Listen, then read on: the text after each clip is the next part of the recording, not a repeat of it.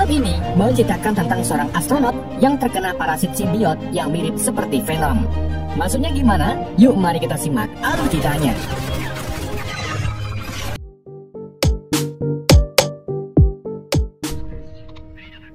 Pada tahun 1983, pesawat luar angkasa bernama Orbiter 4 baru saja menyelesaikan misi Nandur Telo di bulan dan akan melakukan pendaratan ke bumi. Di dalam pesawat terdapat dua astronot bernama Konstantin Venyaskov dan Kirill Averchenko. Keduanya lalu melepaskan pot darurat dari badan pesawat dan mulai melakukan pendaratan menuju ke bumi. Namun tiba-tiba pot mereka mengalami turbulensi akibat tertabrak benda misterius.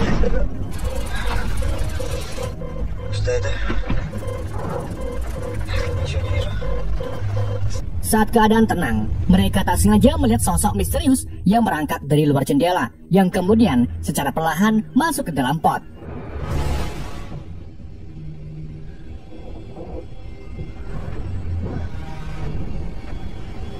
Keduanya akhirnya mendarat di wilayah Kazakhstan, di mana seorang kakek bernama Bagong melihat pendaratan pot tersebut dan segera pergi ke sana.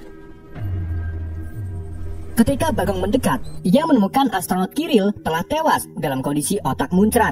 Sedangkan Konstantin ditemukan masih hidup, tetapi matanya terlihat hitam dan wajahnya mangar-mangar seperti baru saja makan ayam geprek.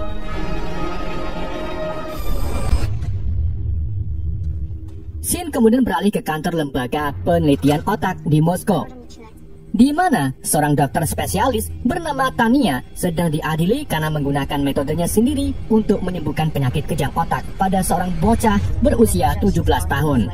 Metode tersebut berupa menahan pasien anak di bawah air selama lebih dari 1 menit yang berfungsi untuk memutus pasokan oksigen. Meskipun metode ini berhasil, tapi para menteri dan ibu dari anak tersebut tak setuju karena metode tersebut dianggap di luar nalar.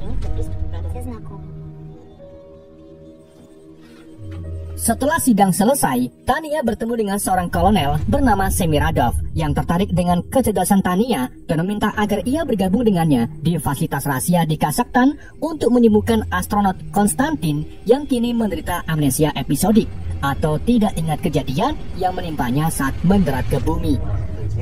Setelah Tania setuju, ia dibawa ke fasilitas tersebut menggunakan helikopter.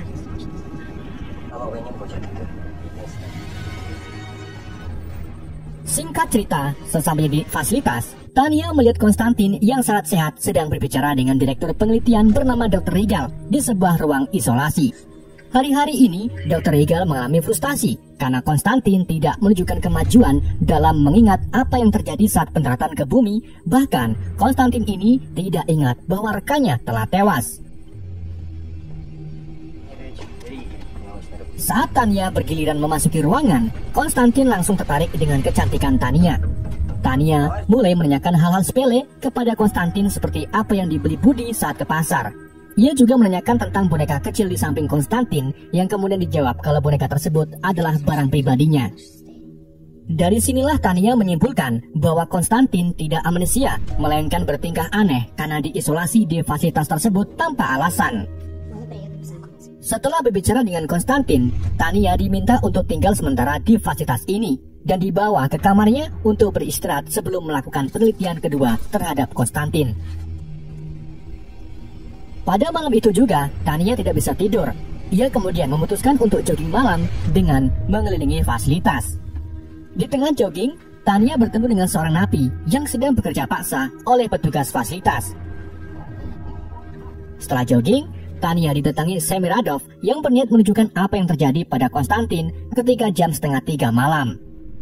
Semiradov lalu minta Tania mengamati sel Konstantin saat pintu kamar mulai ditutup. Dan ketika jam menunjukkan pukul 2:30 pagi, Konstantin tiba-tiba mengalami kejang sampai akhirnya muncullah sosok alien parasit yang mulai keluar dari mulut Konstantin.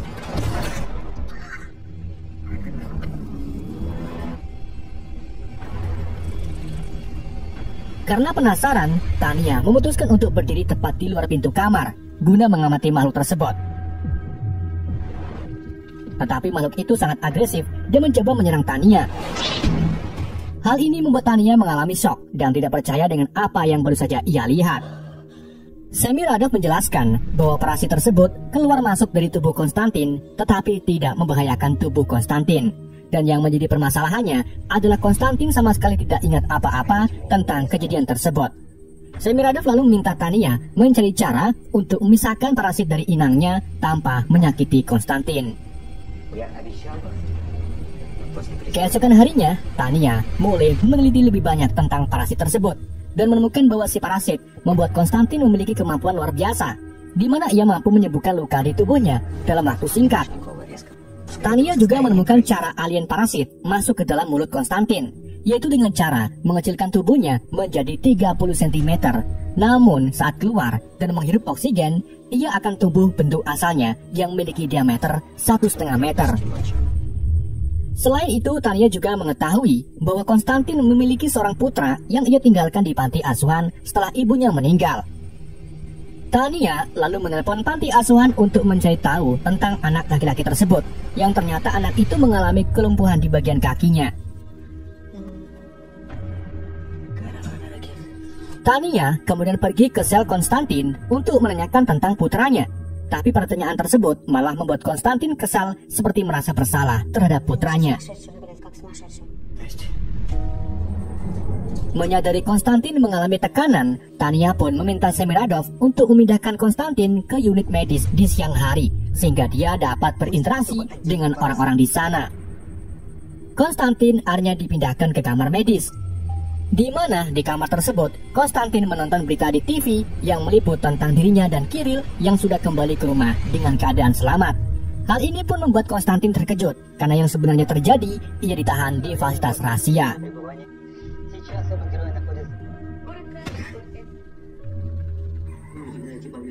Di malam harinya, atau tepatnya saat si alien keluar dari tubuh Konstantin, Tania memutuskan untuk mengamati parasit tersebut.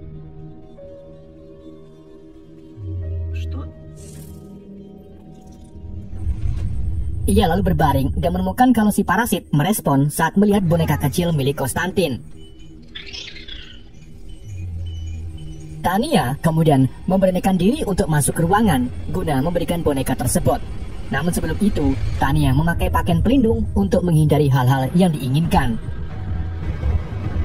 Tania kemudian secara perlahan meletakkan boneka kecil di lantai, yang kemudian diambil oleh si parasit dan langsung memeluknya.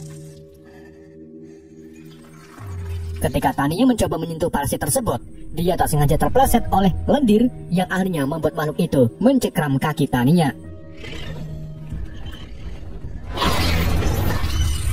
Untung saja para penjaga segera membawa pergi Tania dan menutup pintu kamar isolasi.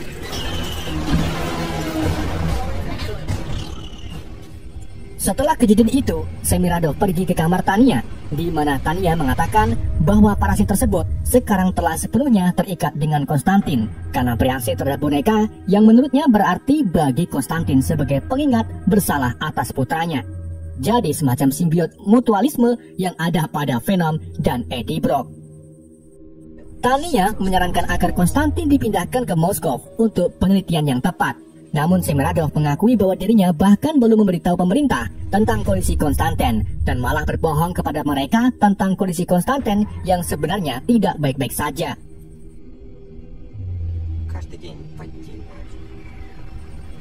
Menyadari Semiradov tak beres, Tania pun pergi menemui Regal untuk minta bantuan agar Konstantin keluar dari fasilitas dan pergi ke Moskow sehingga dia bisa mendapatkan bantuan medis yang sangat layak. Namun Regal menolak dengan nada ketakutan. Sampai akhirnya ia pun minta Tania ikut dengannya guna menunjukkan apa yang dilakukan Semiradov terhadap para napinya. Regal kemudian menyelundupkan Tania ke dalam mobilnya dan pergi ke sebuah kandang besi. Selagi Regal menginstruksikan para penjaga, Tania mengamati para penjaga membawa seorang narapidana ke dalam kandang, di mana ternyata napi tersebut akan dijadikan makanan bagi parasit yang mulai keluar dari kamar Konstantin.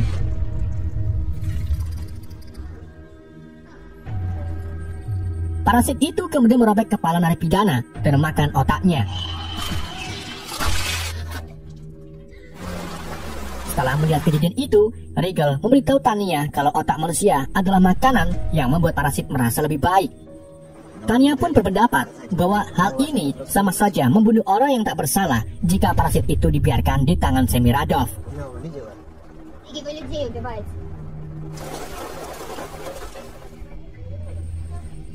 Keesokan harinya, Tania mengajak Konstantin jogging di sekitar fasilitas dan mengungkapkan kalau di tubuh Konstantin ada parasit mengerikan.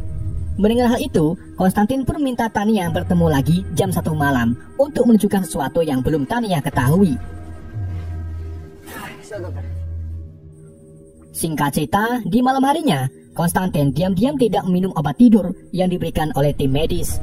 Ia lalu masukkan obat tersebut ke dalam teh dan mengajak seorang penjaga untuk menonton angling Dharma di kamarnya, sambil meminumkan teh tersebut kepada penjaga. Setelah si penjaga bobo, Konstantin pergi menemui Tania di ruang 03. Ia kemudian mengajak Tania ke sebuah ruangan yang ternyata berisi korban-korban si parasit, termasuk Kiril yang ternyata masih hidup dalam keadaan kritis. Dari sinilah Konstantin mengungkapkan kalau sebenarnya ia tidak hilang ingatan dan bahkan melihat kejadian-kejadian secara detail yang telah dilakukan oleh si parasit.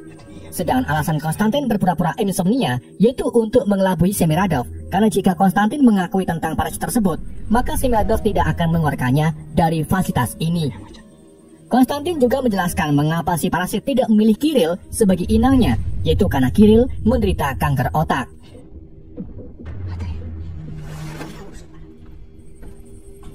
Setelah dari ruang 03, Tania menemui Semiradov untuk meminta penjelasan tentang para napi yang dicetikan korban. Disinilah Semiradov mengungkapkan tujuan sebenarnya yang ternyata ingin menjadikan parasit tersebut dan Konstantin sebagai senjata biologis. Dan satu-satunya cara agar bisa menggunakan senjata ini hanyalah menemukan cara untuk mengendalikan parasit tersebut. Semiradov kemudian mengajak Tania melihat proses pemberian makan kepada parasit tersebut. Namun kali ini bukan satu napi, melainkan 2 napi sekaligus.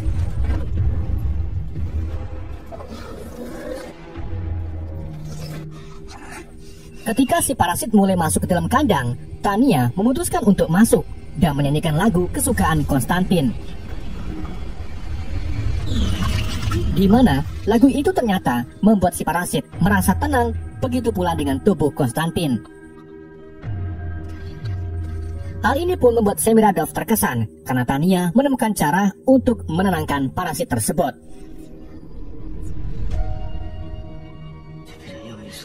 Namun sayangnya, momen itu hancur ketika salah satu napi membuat gerakan dan langsung diterkam oleh si Aryan.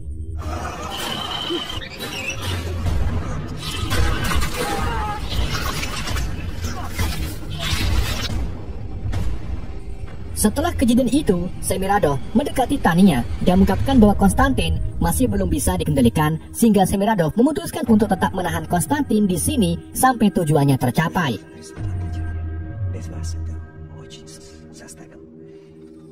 Di malam itu juga, Tania dan Regal ditugaskan untuk meneliti tubuh Kiril. Namun bukannya meneliti Kiril, mereka malah merencanakan untuk membawa Konstantin pergi dari fasilitas.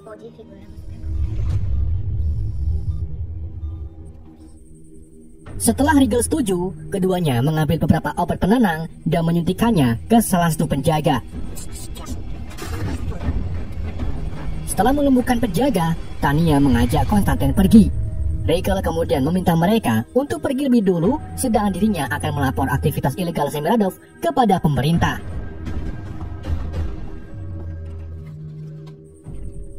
Setelah mengetahui kalau Tania membawa kabur Konstantin, Semiradov memerintahkan anak buahnya untuk mengejar mereka. Sedangkan dirinya pergi menemui Regal yang telah berhasil meminta bantuan kepada pemerintah, yang akhirnya membuat Semiradov membunuh Regal.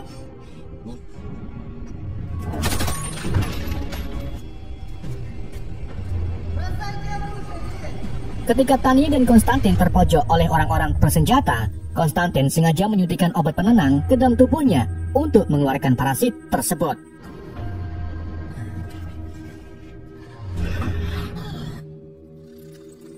Ia lalu mengendalikan parasit itu untuk membunuh para prajurit.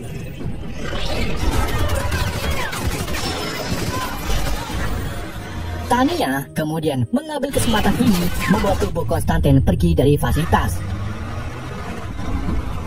Sementara itu, Semiradov menemukan kalau sebagian besar anak buahnya telah tewas di mangsa parasit. Ia lalu menembaki parasit tersebut yang dapat dirasakan oleh Konstantin.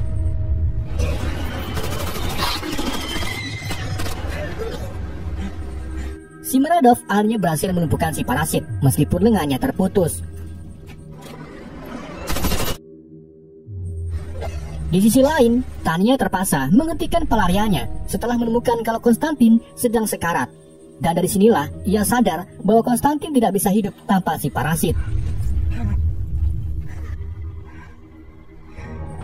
Gak lama kemudian, Semiradov dan anak buahnya datang sambil membawa tubuh parasit yang tak berdaya.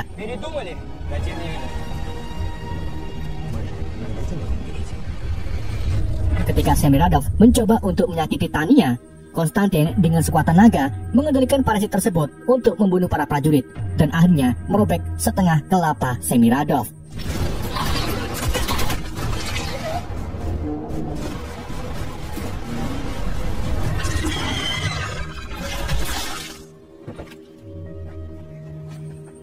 Parasit tersebut kemudian masuk ke dalam tubuh Konstantin yang membuat Konstantin kembali sehat.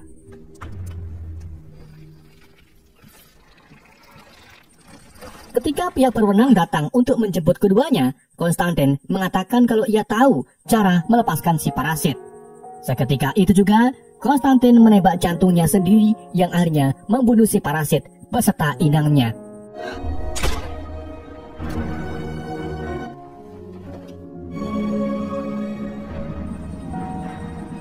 Singkat cerita, beberapa hari kemudian, Tania pergi ke panti asuhan dengan niatan ingin mengadopsi putra Konstantin bernama Lyosa.